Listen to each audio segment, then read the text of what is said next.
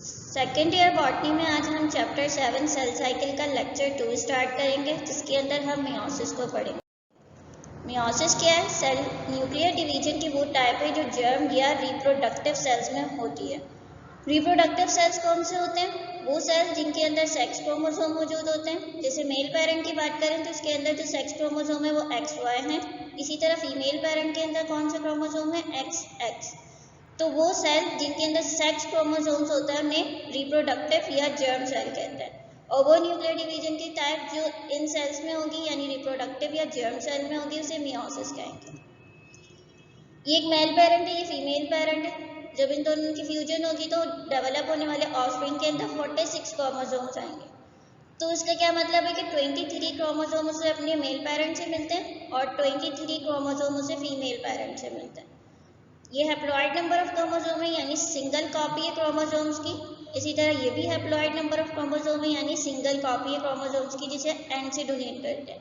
इसी तरह इनसे डेवलप होने वाला जो ऑफस्प्रिंग है उसके अंदर डिप्लॉयड नंबर ऑफ क्रोमोसोम होंगे यानी कि 2n से, जिसे डोनेट करेंगे। मियोसिस कहाँ होगी? एनिमल सेल के अंदर गैमेट फॉर्मेशन के टाइम पे। जब गैमेट्स की फॉर्मेशन होगी तो एनिमल सेल में मियोसिस उस वक्त होती है। इसी तरह प्लांट सेल में मियोसिस कब होगी? जब स्पोर की फॉर्मेशन होगी। हर पेरेंट सेल से जो है वो 4 डॉटर सेल डेवलप होंगे मियोसिस के नतीजे में, और हर सेल के अंदर हाफ नंबर ऑफ क्रोमोसोम होंगे यानी कि 23 क्रोमोसोम्स होंगे अगर वुमेन बींग्स की बात करें तो। मियोसिस के डिवीजन के नतीजे में जो है जो क्रोमोसोम नंबर होते हैं वो रिड्यूस हो जाते हैं हाफ। जैसे कि अगर 46 पेरेंट में है तो इससे डेवलप होने वाला जो ऑफस्प्रिंग होगा उसके अंदर 23 क्रोमोसोम्स होंगे। मियोसिस के अंदर 2 सक्सेसिव डिवीजन्स होती हैं। पहली डिवीजन जो कहलाएगी वो मियोसिस 1 कहलाएगी। इसी तरह सेकेंड डिवीजन मियोसिस 2 कहलाएगी। ये एक मियोसिस है, इसके अंदर 2 डिवीजन्स हैं। पहली डिवीजन मियोसिस 1 कहला रही है, दूसरी डिवीजन मियोसिस 2 कहला रही है। इस डिवीजन में क्या होगा? क्रोमोसोम्स नंबर जो है वो रिड्यूस कर जाएंगे, हाफ हो जाएंगे। अगर 46 थे किसी सेल में, वुमेन बींग के सेल में, तो वो रिड्यूस होकर 23 में आ जाएंगे। इसी तरह इस मियोसिस 1 के अंदर 4 सब डिवीजन्स होती हैं। पहली डिवीजन क्या कहलाएगी? Prophase 1, metaphase 1, anaphase 1, telophase 1। अब इन सब डिवीजन्स में जो है प्रोफेज 1 जो है इसकी सब स्टेजेस हैं, जैसे कि लैप्टोटीन, जाइगोटीन, पैकाइटीन, डिप्लोटीन, डायकिनेसिस। इसी तरह इसकी सेकेंड डिवीजन जो है वो मियोसिस 2 कहलाती है। इसके अंदर जो है वो ये एग्जैक्टली सेम होती है जैसे माइटोसिस का प्रोसेस होता है। अगर किसी इंडिविजुअल में 23 क्रोमोसोम है तो इससे बनने वाला जो सेल होगा उसके अंदर भी 23 क्रोमोसोम रहेंगे, यानी इस डिवीजन के अंदर जो है वो क्रोमोसोम्स के नंबर चेंज नहीं होंगे। अब इस मियोसिस 2 के अंदर जो है सब डिवीजन्स हैं, सब स्टेजेस हैं, जैसे प्रोफेज 2, मेटाफेज 2, एनाफेज 2 और टीलोफेज 2। तो मियोसिस के अंदर 2 डिवीजन्स होती हैं। एक मियोसिस 1 जिसके अंदर क्रोमोसोम्स नंबर रिड्यूस कर जाएंगे, हाफ हो जाएंगे। दूसरी मियोसिस 2 जिसके अंदर क्रोमोसोम नंबर सेम रहेंगे, बस सिर्फ डिवीजन होगी, एक सेल से 2 सेल में डिवाइड। मियोसिस पढ़ने से पहले होमोलोगस क्रोमोसोम्स के बारे में पढ़ेंगे हम। होमोलोगस क्रोमोसोम्स क्या हैं? वो क्रोमोसोम्स हैं जो डिफरेंट पेरेंट से मिलेंगे मगर उनके ऊपर क्या होगा? सेम कैरेक्टर की इंफॉर्मेशन होगी। ये क्रोमोसोम है जिसमें एक क्रोमेटाइड है, सेंट्रल बॉडी को सेंट्रोमियर कहते हैं। इसके पास 2 आर्म्स हैं, ये दोनों आर्म मिलकर क्या बना देते हैं? क्रोमेटाइड। मगर ये वाला जो क्रोमोसोम है ये कहाँ से मिला है? मेल पेरेंट से मिला। इसी तरह ये दूसरा क्रोमोसोम है, ये सेंट्रल बॉडी इसकी सेंट्रोमियर, ये दोनों आर्म्स हैं इसके। अब इस पूरे को क्या कहेंगे? Chromosomes with 1 chromatid. ये कहाँ से मिला है? ये फीमेल पेरेंट से मिला है, मगर इनके ऊपर कुछ जीन्स हैं। अब ये वाला जीन सपोज करें आई कलर को कंट्रोल कर रहा है, मगर कहाँ से मिला? ये मेल पेरेंट से मिला। इसी तरह ये वाला जीन देखें, ये भी आई कलर को कंट्रोल कर रहा है, मगर इसका ओरिजिन क्या है कि ये फीमेल पेरेंट से मिला है। तो वो क्रोमोसोम जो सेम कैरेक्टर की इंफॉर्मेशन को कैरी करें मगर डिफरेंट पेरेंट से मिलें, तो ऐसे क्रोमोसोम्स को होमोलोगस क्रोमोसोम्स कहते हैं। वो क्रोमोसोम जो डिफरेंट पेरेंट से मिलें मगर सेम कैरेक्टर की इंफॉर्मेशन को कैरी करें, जैसे आई कलर को ये वाला क्रोमोसोम्स भी कंट्रोल कर रहा है, आई कलर को ये वाला क्रोमोसोम्स भी कंट्रोल कर रहा है। तो ऐसे क्रोमोसोम्स को होमोलोगस क्रोमोसोम्स कहते हैं। मियोसिस के अंदर क्या होता है, इन होमोलोगस क्रोमोसोम्स की सेपरेशन होती है, यानी ये वाला होमोलोगस क्रोमोसोम जो है पेयर, जो एक सिंगल क्रोमोसोम है, ये एक सिंगल सेल में जाएगा। ये वाला जो एक सिंगल क्रोमोसोम से वन विथ वन क्रोमेटाइड्स, ये दूसरे सेल में चला जाएगा। तो मियोसिस के अंदर क्या होगा, ये होमोलोगस क्रोमोसोम सेपरेट होंगे। सिस्टर क्रोमेटाइड्स क्या है, अगर यही एक होमोलोगस क्रोमोसोम है, ये अपनी ही तरह का एक कॉपी बना ले, अपनी ही डुप्लीकेट कॉपी बना ले, तो ऐसे क्रोमोसोम्स को सिस्टर क्रोमेटाइड्स कहते हैं। जिस वाला क्रोमोसोम था जो आई कलर को कंट्रोल कर रहा था, मगर मिला कहाँ से था, मेल पेरेंट से, इसने अपनी एक डुप्लीकेट कॉपी बना ली, ये वाली कॉपी बना ली। तो इस तरह के क्रोमोसोम्स को सिस्टर क्रोमेटाइड्स कहते हैं। ये एक सिस्टर क्रोमेटाइड्स है। इसी तरह ये वाला क्रोमोसोम था, आई कलर को कंट्रोल कर रहा था, मगर मिला कहाँ से था, फीमेल पेरेंट से, इसने अब अपनी डुप्लीकेट कॉपी बना ली, तो ये क्या कहलाएगा sister chromatids. Non sister chromatids कौन से होंगे, ये मेल पेरेंट से मिला, ये फीमेल पेरेंट से मिला, तो यकीनन इसके पास जो जीन है वो वाले जीन से जो मेल कैरेक्टर को कंट्रोल कर रहे हैं, और इसके पास वो जीन है जो फीमेल कैरेक्टर को कंट्रोल कर रहे हैं। तो वो क्रोमोसोम जिनके अंदर डिफरेंट जो है वो कॉपीज हों, डिफरेंट जीन्स हों, तो वो नॉन सिस्टर क्रोमेटाइड्स कहलाएंगे। अगर एग्जैक्टली सेम कॉपी होगी तो सिस्टर क्रोमेटाइड्स कहलाएंगे। अगर डिफरेंट हो जाएंगी कॉपीज तो वो एक दूसरे से बिल्कुल डिफरेंट हो जाएंगे, तो ये नॉन सिस्टर क्रोमेटाइड्स कहलाएंगे। और होमोलोगस क्रोमोसोम्स क्या हैं, वो क्रोमोसोम्स हैं जो एक मेल पेरेंट से मिल रहा है, दूसरा फीमेल पेरेंट से मिल रहा है, मगर वो सेम जीन की इंफॉर्मेशन को कैरी कर रहे हैं। अगर ये क्रोमोसोम आई कलर को कंट्रोल कर रहा है और ये क्रोमोसोम आई कलर को कंट्रोल कर रहा है, तो ये दोनों आपस में होमोलोगस क्रोमोसोम्स हैं। मियोसिस में इन होमोलोगस क्रोमोसोम्स की सेपरेशन होती है। फर्स्ट डिवीजन स्टार्ट करेंगे मियोसिस की। तो फर्स्ट डिवीजन में क्या होगा, ये लॉन्गर ड्यूरेशन है और इसको रिडक्शन डिवीजन भी कहा जाता है। इस डिवीजन में क्या होगा, क्रोमोसोम नंबर रिड्यूस हो जाएंगे, हाफ हो जाएंगे। अगर डिप्लॉयड है किसी सेल के अंदर क्रोमोसोम्स की कॉपी 2n है तो वो रिड्यूस होकर n हो जाएगी, यानी 23 हो जाएंगे 46 से। इसके अंदर सब डिवीजन्स हैं, प्रोफेज 1, मेटाफेज 1, एनाफेज 1, टीलोफेज 1। अब इस प्रोफेज 1 की भी सब स्टेजेस हैं, लेप्टोटीन, जाइगोटीन, पेकाइटीन, डिप्लोटीन, डायगोनेसिस। अब इन तमाम सब स्टेजेस को वन बाय वन पढ़ेंगे। पहली जो है वो लेप्टोटीन है, ये प्रोफेज 1 की सब स्टेज है। इसमें क्या होगा, nuclear membrane, nucleolus, centrosome clearly visible होंगे। ये एक सेल है, ये इसकी सेल मेम्ब्रेन है सबसे आउटर। ये जो राउंडेड से स्ट्रक्चर नज़र आ रही है सेंट्रोसोम है। हर सेंट्रोसोम्स के अंदर सेंट्रियोल मौजूद है। सेंट्रियोल का क्या फंक्शन है कि ये स्पिंडल फाइबर बनाएंगे। जब डिवीजन स्टार्ट होगी तो ये क्रोमोसोम्स को अटैच करेंगे और डिफरेंट सेल के अंदर ट्रांसफर करवा देंगे। न्यूक्लियोलस है, न्यूक्लियोलस का फंक्शन क्या होता है कि भाई ये राइबोसोम्स की फॉर्मेशन करवाता है। ये जो रेड वाली जो मेम्ब्रेन नज़र आ रही है, ये आपको ये न्यूक्लियर मेम्ब्रेन है। और यहाँ पर जो थ्रेड लाइक स्ट्रक्चर नज़र आ रही है, इसकी क्रोमोसोम्स है। लेप्टोटीन के अंदर क्या होगा कि ये क्रोमोसोम्स जो है वो थिन होंगे, लॉन्ग होंगे, थ्रेड लाइक होंगे। ये वाली जो क्रोमोसोम्स नज़र आ रही हैं आपको थिन है, बिल्कुल लॉन्ग है, लेंथ इनकी इंक्रीज है और बिल्कुल थ्रेड की अपीयरेंस शो कर रही है। होमोलोगस क्रोमोसोम्स क्या हैं, क्लोज आना शुरू हो जाएंगे इस स्टेज के अंदर। ये रेड वाला एक पेरेंट से मिला है, मेल पेरेंट से मिला है, और ये वाला का फीमेल पेरेंट से मिला है, ब्लू वाला, तो ये आपस में होमोलोगस क्रोमोसोम्स होगा। अब ये क्रोमोसोम्स क्या करेंगे, ये क्लोज आना शुरू हो जाएंगे इस स्टेज में। तो लेप्टोटीन में क्या होगा, होमोलोगस क्रोमोसोम क्लोज आना शुरू हो जाएंगे।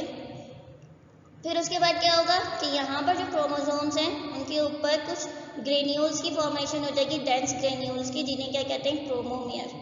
ये जो छोटे छोटे से बीडिट लाइक स्ट्रक्चर नज़र आ रहे हैं आपको, डेंस ग्रेन्यूल, ये क्या कहलाते हैं यहाँ पे, क्रोमोमियर। तो लेप्टोटीन के अंदर क्या होगा कि होमोलोगस क्रोमोसोम क्लोज आने लग जाएंगे, जो डिफरेंट पेरेंट से मिले हैं। न्यूक्लियर मेम्ब्रेन, न्यूक्लियोलस और सेंट्रोसोम क्लियरली विजिबल होंगे, मगर यहाँ क्रोमोसोम्स की जो शेप होगी उसके अंदर क्या होगा कि डेंस ग्रेन्यूल की फॉर्मेशन हो जाएगी, जिन्हें क्रोमोमियर कहेंगे। सेकेंड स्टेज कौन सी है, जाइगोटीन। अब ये जो होमोलोगस क्रोमोसोम्स थी ये पेयर बनाना शुरू हो जाएंगे। ये एक होमोलोगस क्रोमोसोम है जो एक पेरेंट से मिला है, ये दूसरे वाला है। तो इन दोनों में क्या होगा, पेयरिंग बनना शुरू हो जाएगी जिसे साइनेप्सिस कहते हैं। अब जब ये जो पेयरिंग होगी तो यकीनन इनके दरमियान में कुछ बॉन्डिंग होगी, कुछ फोर्सेस डेवलप होंगी जिसकी वजह से इनकी पेयरिंग हो रही है। तो इन दोनों क्रोमोसोम्स के अंदर कुछ फोर्सेस डेवलप हो जाएंगी जिन्हें क्या कहेंगे, साइनेप्टिक फोर्सेस। कुछ बॉन्डिंग बनना शुरू हो जाएगी इनके अंदर जिन्हें साइनेप्टिक फोर्सेस या साइनेप्टोनीमल कॉम्प्लेक्स कहेंगे। अब यहाँ जो क्रोमोसोम्स हैं, ये जो दो इसके क्रोमेटाइड्स नजर आ रहे हैं, ये इतने करीब होते हैं कि ऐसा लगता है कि ये सिंगल क्रोमेटाइड है, मगर एक्चुअली ऐसा नहीं होता। ये जो है बिल्कुल दो क्रोमेटाइड्स होते हैं हर एक क्रोमोसोम्स के, मगर ये इतने क्लोज होते हैं तो अपीयरेंस जो है वो सिंगल की देने लग जाते हैं। इस तरह ये एक सिंगल क्रोमेटाइड हो गया, ये एक सिंगल क्रोमेटाइड हो गया, दोनों होमोलोगस क्रोमोसोम्स हैं। तो इस कंडीशन को क्या कहेंगे, बाइवैलेंट। अब यहाँ क्या होगा कि क्रोमोसोम है, जब ये इन दोनों के दरमियान बॉन्डिंग होने लग जाएगी, एक क्रोमोसोम्स ये है, दूसरा क्रोमोसोम ये है, अब बॉन्डिंग होने लग गई दोनों के दरमियान, तो ऐसा लगेगा ये सिंगल एक ही क्रोमोसोम है। तो इस स्टेज में जो है वो न्यूक्लियस अपेयर करेगा जैसे कि उसके पास हाफ नंबर ऑफ क्रोमोसोम्स हैं, क्योंकि बॉन्डिंग बन गई है, साइनेप्टिक फोर्सेस डेवलप हो गई हैं। इस तरह इस वाले डायग्राम में देखें तो ये जो यहाँ बॉन्डिंग बन गई, ये भी इसकी साइनेप्टिक फोर्सेस या साइनेप्टोनीमल कॉम्प्लेक्स है। थर्ड स्टेज कौन सी है, पैकाइटिन।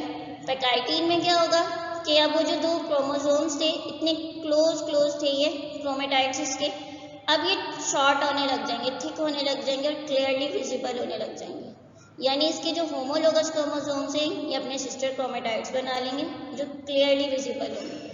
तो अब जो है वो बाइवैलेंट, पहले ये इतने करीब थे ऐसे लग रहा था कि ये एक सिंगल क्रोमेटाइड का मिस्टर, मगर अब जो है ये शॉर्ट होने लग गए, थिक होने लग गए, तो अब ये ऐसा लगेगा कि ये दो क्रोमेटाइड्स हैं। तो एक क्रोमेटाइड ये, दूसरा ये, तीसरा ये, चौथा ये, तो ये क्या होगा, 4 क्रोमेटाइड्स हो गए। तो इस कंडीशन को टेट्राड कहेंगे। और बीच में कौन सी फोर्सेस डेवलप है, साइनेप्टिक फोर्सेस या साइनेप्टोनीमल कॉम्प्लेक्स। फोर्थ डिप्लोटीन है। डिप्लोटीन के अंदर जो है वो इम्पॉर्टेंट मैकेनिज्म होगा, यहाँ पर क्रॉसिंग ओवर होगी, यानी एक्सचेंज होगा जेनेटिक मटेरियल का। ये एक क्रोमोसोम है, होमोलोगस पेयर है दोनों, ये एक मेल पेरेंट से मिला है, ये फीमेल पेरेंट से मिला। अब इनके अंदर क्या होगा कि कुछ पार्ट जो है वो मेल पेरेंट का फीमेल पेरेंट के क्रोमोसोम से एक्सचेंज हो जाएगा, कुछ फीमेल पेरेंट के क्रोमोसोम्स का पार्ट मेल पेरेंट के साथ एक्सचेंज हो जाएगा। जैसे ये वाला एक क्रोमोसोम है, इसके पास इस क्रोमोसोम्स का कुछ पार्ट आ गया, कुछ सेगमेंट आ गया, कुछ जीन्स आ गए। इसी तरह ये वाला एक क्रोमोसोम है, इसके पास इस पेरेंट के कुछ जीन्स आ गए। तो वो क्रोमोसोम जिनमें ये जो सेगमेंट है एक्सचेंज हो जाएंगे उनको कहेंगे रिकॉम्बिनेंट क्रोमेटाइड्स, और वो क्रोमेटाइड्स जिनके अंदर ये सेगमेंट एक्सचेंज नहीं होंगे तो इसको कहेंगे नॉन रिकॉम्बिनेंट क्रोमेटाइड्स। तो इस स्टेज के अंदर क्या होगा, क्रॉसिंग ओवर होगी, एक्सचेंज होगा जेनेटिक मटेरियल का। एक्सचेंज होगा तो कुछ वेरिएशन डेवलप होंगे, कुछ नए कैरेक्टर्स डेवलप होंगे नए बनने वाले ऑर्गेनिजम्स के। तो एमसीक्यूज में एक सवाल आ जाता था किस फेज के अंदर, किस स्टेज के अंदर जो क्रॉसिंग ओवर होती है, तो वो डिप्लोटीन है। बाइवैलेंट क्रोमोसोम्स यहाँ पर अनकॉइल होने लग जाएंगे, सेपरेट होने लग जाएंगे। कैसे सेपरेट होंगे, जो इनकी जो साइनेप्टोनीमल या साइनेप्टिक फोर्सेस थी वो ब्रेक होने लग जाएंगे। तो ये जो यहाँ पर फोर्सेस डेवलप हुई थी, अब ये जो फोर्सेस हैं ये ब्रेक होना शुरू हो जाएंगी इस फेज के अंदर, मगर ये किसी एक पॉइंट से अटैच रहेंगे। जिस पॉइंट से अटैच रहेंगे उसको क्या कहेंगे, चियाज़मेटा। यहाँ पर कुछ आरडी स्पेलिंग लिखी हुई तो इसको पूरी लिख लीजिएगा। ये चियाज़मेटा वो पॉइंट है जहाँ पर क्रोमोसोम स्टिल अटैच रहेंगे एक या किसी दो पॉइंट से, तो उस पॉइंट को क्या कहेंगे, चियाज़मेटा। तो इस फेज के अंदर क्रॉसिंग ओवर का प्रोसेस होगा, साइनेप्टिक फोर्सेस जो बन रही थी वो ब्रेक होने लग जाएंगी, मगर स्टिल ये एक या दो पॉइंट से अटैच रहेंगे जिसे चियाज़मेटा कहते हैं। ये चियाज़मेटा है जहाँ पर ये स्टिल अटैच है अभी तक एक या दो पॉइंट से, और बाकी जितनी भी साइनेप्टोनीमल कॉम्प्लेक्स या साइनेप्टिक फोर्सेस थी वो सब ब्रेक हो चुकी हैं। लास्ट स्टेज है प्रोफेज 1 की, जिसे डायकिनेसिस कहते हैं। अब यहाँ पर वो जो चियाज़मेटा बना था वो भी जो है वो ख़त्म होना शुरू हो जाएगा, और क्या होगा, होमोलोगस क्रोमोसोम्स कम्प्लीटली सेपरेट होने लग जाएंगे। न्यूक्लियर मेमोरी, न्यूक्लियोलस जो ब्रेक हो गई थी ये ब्रेक होने लग जाएगी क्योंकि प्रोफेज का एंड हो चुका है अभी। सब स्टेजेस क्या हैं प्रोफेज की, ये कंप्लीट डायग्राम है। लेप्टोटीन के अंदर होमोलोगस क्रोमोसोम्स करीब आने लग जाएंगे। फिर क्या होगा, जाइगोटीन के अंदर पेयरिंग बनना शुरू हो जाएगी, यानी साइनेप्टिक फोर्सेस डेवलप होने लग जाएंगे।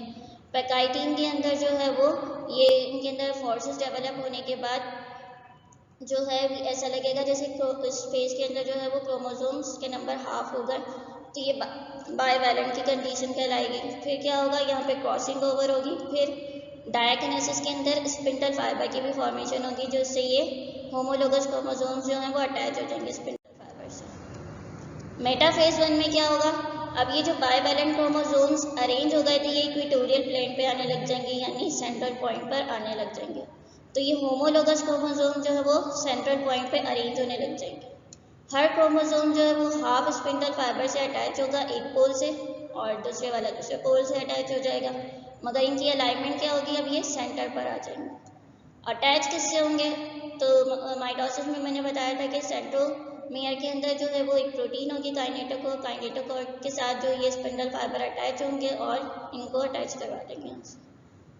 अब ये जो टेट्राड है, ये सेंट्रोमियर जो है इसके साथ अटैच होने लग जाएंगे। एनाफेज के अंदर क्या होगा कि हर जो बाइवैलेंट क्रोमोसोम्स था, होमोलोगस क्रोमोसोम, ये जो है अपोजिट पोल्स पे मूव करने लग जाएंगे।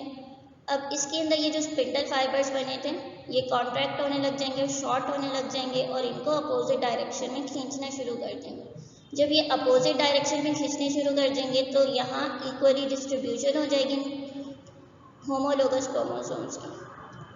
तो अब ये सिस्टर क्रोमेटाइड्स जो हैं वो हर एक सेल के अंदर चले जाएंगे। तो जब ये कम्प्लीटली जो है वो अपोजिट पोल पे जाने लग जाएंगे तो इसे कहेंगे कि भाई एनाफेज का एंड हो गया, यहाँ पे एनाफेज का जो स्टेज है वो। टीलोफेज के अंदर क्या होगा कि क्रोमोसोम जो है वो अपोजिट पोल पे चले जाएंगे, न्यूक्लियोलाई और न्यूक्लियर मेम्ब्रेन कम्प्लीटली अपेयर होने लग जाएगी। ये न्यूक्लियर मेम्ब्रेन है, ये न्यूक्लियोलस है और ये सिस्टर क्रोमेटाइड्स हैं, जो कि वो होमोलोगस क्रोमोसोम की सेपरेशन हुई थी तो सिस्टर क्रोमेटाइड्स जो है वो अलग अलग सेल में जाना शुरू हो गए थे। तो ये सिस्टर क्रोमेटाइड्स अब अगेन रेडी हो जाएंगे नए फेज के डिवीजन में, यानी मियोसिस 2 डिवीजन के लिए। सब डिवीजन्स क्या हैं, ये अर्ली प्रोफेज 1 है जिसके अंदर जो है होमोलोगस क्रोमोसोम डबल की फॉर्म में थे। फिर पेयरिंग बनाएंगे, क्रॉसिंग ओवर होगी, क्रॉसिंग ओवर के बाद जो है स्पिंडल फाइबर्स हैं, यहाँ पर सेंट्रोसोम के अंदर सेंट्रियोल है, ये स्पिंडल फाइबर बनाएंगे और इन क्रोमोसोम्स को अटैच करने लग जाएंगे। अब यही क्रोमोसोम जो है वो सेंट्रल पॉइंट पे अरेंज हो जाएंगे तो मेटाफेज स्टार्ट हो जाएगी। काइनेटोकोर जो है वो सेंट्रोमियर के अंदर एक प्रोटीन है, उससे ये स्पिंडल फाइबर कनेक्ट होंगे और सेंट्रल पॉइंट पे इसको अलाइन कर देंगे।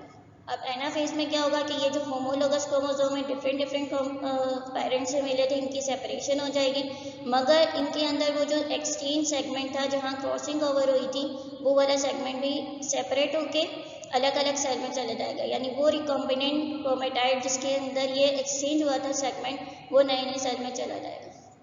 इसी तरह ये अपोजिट पोल पे मूव होने लग जाएंगे। फिर टीलोफेज स्टार्ट होगी और न्यूक्लियर मेम्ब्रेन बनने लग जाएगी और यहाँ कंप्लीट डिवीजन हो जाएगी। इसके बाद साइटोकाइनेसिस होगी, साइटोप्लाज्म की डिवीजन होगी और ये एक सेल से 2 सेल में कम्प्लीटली डिवाइड हो जाएंगे।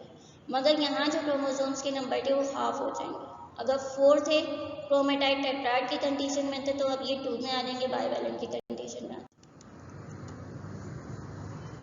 ये दूसरी डायग्राम है, इसके अंदर भी प्रोफेज 1 दिखाया गया है। चियाज़मेटा यानी किसी एक पॉइंट से अटैच होते थे, वो चियाज़मेटा भी ख़त्म हो जाएगा डायकिनेसिस की एंड में। सेंट्रोमियर से स्टिल जो है ये अटैच होने लग जाएंगे, स्पिंडल फाइबर की फॉर्मेशन हो जाएगी, फिर सेंट्रल पॉइंट पे अलाइन हो जाएंगे। सेंट्रल पॉइंट पे अलाइन होने के बाद ये अपोजिट पोल्स पे मूव करने लग जाएंगे। अपोजिट पोल पे मूव करने के बाद ये 2 सेल में कम्प्लीटली डिवाइड हो जाएंगे। पहले ये 4 क्रोमोसोम्स थे, होमोलोगस पेयर थे जिन्होंने अपनी अपनी आइडेंटिकल कॉपीज बनाई थी, तो इस तरह ये 4 बन गए थे। एंड में क्या होगा, ये सिस्टर क्रोमेटाइड्स अलग अलग क्रोमोसोम से चले जाएंगे, यानी 2-2 ये जो सिस्टर क्रोमेटाइड्स थे ये एक साथ रहेंगे, मगर होमोलोगस क्रोमोसोम यानी ये 4 का जो पेयर था ये ब्रेक हो जाएगा। अब 2-2 के जो क्रोमेटाइड्स थे ये अलग अलग सेल में चले जाएंगे। तो ये क्रोमोसोम्स नंबर 46 से रिड्यूस करके अब 23 में हो जाएंगे, यानी हाफ हो जाएंगे, डिप्लॉइड से हैप्लॉइड में। सेकेंड डिवीजन कैसी है भाई मियोसिस की? सेकेंड डिवीजन सेम है जैसे कि माइटोसिस की होती है। इसके अंदर प्रोफेज 2 होगा। प्रोफेज 2 सेम है जैसे माइटोसिस का था। डुप्लीकेट होंगे सेंट्रोसोम, अपोजिट पोल पे मूव हो जाएंगे ताकि क्या होगा, स्पिंडल फाइबर की फॉर्मेशन हो सके। ये सेंट्रोसोम थे जो अपोजिट पोल पे मूव हो गए। यहाँ जो है सेंट्रियोल है, सेंट्रियोल का फंक्शन क्या है, स्पिंडल फाइबर की फॉर्मेशन करना। स्पिंडल फाइबर की फॉर्मेशन होगी और ये जो सिस्टर क्रोमेटाइड्स हैं अब यहाँ इनको ये अटैच करना शुरू कर देंगे। ये पहले वाली स्टेज है प्रोफेज की, जिसमें जो है न्यूक्लियर मेम्ब्रेन भी नज़र आ रही है, न्यूक्लियोलस भी नज़र आ रहा है। स्पिंडल फाइबर जो है, सेंट्रोसोम जो है वो अपोजिट पोल पे मूव होने लगे हैं और यहाँ स्पिंडल फाइबर की फॉर्मेशन स्टार्ट हो गई। अब लेट प्रोफेज में क्या होगा कि ये जो स्पिंडल फाइबर बनेंगे सेंट्रो सिस्टर क्रोमेटाइड्स को अटैच करने लग जाएंगे। फिर क्या होगा कि एंड में ये जो न्यूक्लियर मेम्ब्रेन और न्यूक्लियोलस है ये डिसइंटीग्रेट हो जाएगा, डिसअपेयर हो जाएगा। अब हर क्रोमोसोम्स के पास जो है वो 2 क्रोमेटाइड्स होंगे। ये एक क्रोमोसोम से, एक क्रोमेटाइड से दूसरा क्रोमेटाइड से, तो इसको सिस्टर क्रोमेटाइड्स भी कहते हैं। ये ज्वाइन किससे, सेंट्रल बॉडी से, जिसे सेंट्रोमियर कहते हैं। सेकेंड डिवीजन है, सब डिवीजन है, वो मेटाफेज 2 कहलाएगी। मेटाफेज 2 के अंदर क्या होगा कि क्रोमोसोम वही इक्वेटोरियल प्लेन पे आने लग जाएंगे। अच्छा, इस इक्वेटोरियल प्लेन को मेटाफेजिक प्लेन भी कहते हैं, डिफरेंट नाम है, एक ही चीज़ है मगर। जब ये सिस्टर क्रोमेटाइड जो हैं वो सेंट्रल पॉइंट पे अलाइन होने लग जाएंगे तो ये मेटाफेजिक प्लेट भी कहलाएगी या इक्वेटोरियल प्लेन भी कहलाएगी या प्लेन भी कहलाएगी। अब हाफ स्पिंडल फाइबर के साथ ये कनेक्ट होते, 3 तरह के फाइबर पढ़े थे हमने। एस्ट्रल फाइबर जो अपोजिट पोल पे मूव करें, एक वो फाइबर थे जो इस पोल से इस पोल पे आ रहे थे कंटिन्यूस थे, एक डिसकंटिन्यूस हाफ थे जो सेंट्रोमियर से अटैच कर रहे थे। तो ये हाफ स्पिंडल फाइबर के साथ काइनेटोकोर यानी सेंट्रोमियर के अंदर जो है वो एक प्रोटीन है उसके साथ अटैच होने लग जाएंगे। अब यहाँ जो है इस कंडीशन को डायड या सिस्टर क्रोमेटाइड्स कहेंगे, यानी ये वाली जो सिस्टर क्रोमेटाइड्स हैं इनको डायड्स भी कहते हैं। एनाफेज में क्या होगा, एनाफेज में जो है वो दोनों क्रोमेटाइड जो है वो अपोजिट पोल पर मूव होना शुरू कर देंगे। यहाँ जो है इन की जो सिस्टर क्रोमेटाइड्स की अब सेपरेशन होने लग जाएगी। सेपरेशन होने लगेगी तो ये अपोजिट पोल पे मूव होंगे। अपोजिट पोल पे कैसे मूव होंगे कि जो स्पिंडल फाइबर थे जो इसको कनेक्ट कर रहे थे इनके अंदर कॉन्ट्रैक्शन होने लग जाएगी, ये शॉर्ट होने लग जाएंगे और इन सिस्टर क्रोमेटाइड्स को सेपरेट करके अपोजिट पोल पे मूव कर देंगे। इससे क्या होगा कि ये जो क्रोमोसोम्स थे ये इक्वली डिस्ट्रीब्यूट हो जाएंगे जो नया बनने वाला सेल होगा। और यहाँ जो ये जो कंडीशन होगी यहाँ पर क्रोमोसोम्स की उसको मोनेट कहेंगे। अब जो है ये हैप्लोइड नंबर ऑफ क्रोमोसोम्स हो जाएंगे। टीलोफेज 2 में क्या होगा कि न्यूक्लियर मेम्ब्रेन जो है वो डेवलप होने लग जाएगी। अच्छा, ये जो न्यूक्लियर मेम्ब्रेन है ये डेवलप होती है एंडोप्लाज्मिक रेटिकुलम से और न्यूक्लियोलस से। इसका फंक्शन क्या होता है कि ये राइबोसोम्स बनाता है। स्पिंडल फाइबर जो है वो टूटना शुरू हो जाएंगे, क्रोमोसोम जो है वो थ्रेड की हालत में मौजूद हो जाएगा, अनकॉइलिंग स्टार्ट हो जाएगी और जो स्पिंडल फाइबर थे वो डिसइंटीग्रेट होने लग गए, टूटना शुरू हो गए। अब एक सेल से जो है 2 सेल से जब डिवीजन हुई तो अब ये 4 सेल में डिवाइड होगा। तो ये जो है न्यूक्लियर डिवीजन की लास्ट स्टेज थी जिसे टीलोफेज 2 कह रहे थे, जिसके अंदर जो है वो न्यूक्लियर एनवेलप डेवलप हुआ था एंडोप्लाज्मिक रेटिकुलम से। न्यूक्लियस जो डिसअपेयर हो गया था वो भी दोबारा से रीअपेयर हो गया। स्पिंडल फाइबर जिन्होंने क्रोमोसोम्स को अटैच किया हुआ था और जिनका फंक्शन क्या था कि वो उनकी सेपरेशन करवा के डिफरेंट सेल्स के अंदर ले जा रहे थे, वो भी यहाँ पर डिसअपेयर हो गए, डिसइंटीग्रेट हो गए। अब क्रोमोसोम्स में जो है वो अनकॉइलिंग स्टार्ट हो जाएगी, कंडेंस होने लग जाएंगे, दोबारा से अपने क्रोमेटिन के नेटवर्क की फॉर्म में आ जाएंगे। ये इस तरह नज़र आ रहा है मगर ये दोबारा से इस फॉर्म में आ जाएगा और वो पार्ट जहाँ पर क्रॉसिंग ओवर हुई थी ये इसके साथ ही जाएगा नए सेल में। तो यहाँ तक जो है वो टीलोफेज कंप्लीट हो गया, न्यूक्लियर मेम्ब्रेन आ गई, न्यूक्लियोलस हो गया, क्रोमोसोम फिर से अनकॉइल हो गए और जो है वो क्रोमेटिन के नेटवर्क में आ गए, स्पिंडल फाइबर डिसइंटीग्रेट हो गए। ये टीलोफेज 2 थी और यहाँ पर कैरियोकाइनेसिस मियोसिस 2 की जो डिवीजन है वो कंप्लीट हो जाती है। इसके बाद साइटोकाइनेसिस होती है। साइटोकाइनेसिस यानी कि साइटोप्लाज्म में डिवीजन होगा। कैरियोकाइनेसिस के फौरन बाद साइटोकाइनेसिस हो जाती है हायर प्लांट्स में भी और एनिमल्स में भी। साइटोप्लाज्म में क्या होगा कि साइटोकाइनेसिस में क्या होगा कि साइटोप्लाज्म इक्वली डिवाइड होगा दोनों सेल्स के अंदर। अब ये डिवीजन जो है वो डिफरेंट है एनिमल सेल्स में भी और प्लांट सेल में। एनिमल सेल में मैंने बताया था कि कॉन्स्ट्रिक्शन डेवलप होने लग जाएगी। यहाँ ये जो सेल है जो इनवर्टली ग्रो करने लग जाएगा, ग्रो करके ये इतना प्रोग्रेस कर जाएगा कि ये डिवाइड हो जाएगा दो सेल में। यानी ये डिवीजन जो है वो आउटसाइड से लेकर इनसाइड पे होगी और सेल को इक्वली डिवाइड कर देगी। जबकि प्लांट सेल में क्या होगा कि गोल्गी बॉडीज जो हैं वो प्लेट्स की फॉर्मेशन स्टार्ट करेंगी और ये इनर साइड से स्टार्ट होगी और आउटसाइड पे प्रोग्रेस कर जाएगी। तो इस तरह क्या होगा, प्लेट की फॉर्मेशन होगी और प्लेट जो है वो प्रोग्रेस करती करती आउटसाइड पर आएंगी और दो सेल्स में साइटोप्लाज्म को कम्प्लीटली डिवाइड कर देंगी। एंड में क्या होगा कि दो डॉटर सेल बन जाएंगे हर एक सेल से। इसी तरह जो दो डिफरेंट सेल्स थे तो 4 डॉटर सेल्स बन जाएंगे और हर एक के पास हाफ नंबर ऑफ क्रोमोसोम्स होगा। एक सेल से 4 क्रोमोसोम्स बनेंगे, 4 सेल्स बन गए डॉटर सेल्स। ये मेटामियोसिस 2 की जो है वो सब स्टेजेस हैं, सब डिवीजन्स हैं। प्रोफेज 2 है जिसके अंदर सिस्टर क्रोमेटाइड जो है वो स्पिंडल फाइबर से कनेक्ट हो रहे हैं मगर ये अलाइनमेंट में नहीं है, मतलब सेंटर पॉइंट पे नहीं है। इधर भी हो सकता है, ये वाला क्रोमेटाइड्स इधर भी हो सकता है। स्पिंडल फाइबर की फॉर्मेशन और ये न्यूक्लियर मेम्ब्रेन न्यूक्लियोलस डिसइंटीग्रेट हो रही है। दूसरे वाले फेज में क्या होगा कि ये जो स्पिंडल फाइबर बन रहे हैं हाफ स्पिंडल फाइबर से ये कनेक्ट हैं, ये जो है वो सेंटर पॉइंट पे अलाइन होने लग जाएंगे, जैसे इक्वेटोरियल प्लेन कहेंगे। तो ये इक्वेटोरियल प्लेन में आने लग जाएंगे। फिर क्या होगा कि ये जो सिस्टर क्रोमेटाइड्स हैं क्योंकि आइडेंटिकल कॉपीज थी क्रोमोसोम्स की, इनके अंदर सेपरेशन स्टार्ट हो जाएगी। कैसे कि भाई ये जो स्पिंडल फाइबर बने थे हाफ स्पिंडल फाइबर ये शॉर्ट होने लग जाएंगे, इनमें कॉन्ट्रैक्शन स्टार्ट हो जाएगी, शॉर्ट होंगे और ये इनको अपोजिट पोल पर खींचना शुरू कर देंगे। अपोजिट पोल पर खींचने लग जाएंगे तो ये अलग अलग सेल में चले जाएंगे। और फिर क्या होगा उसके बाद टीलोफेज के अंदर कि ये कम्प्लीटली डिवाइड हो जाएंगे दो सेल्स में।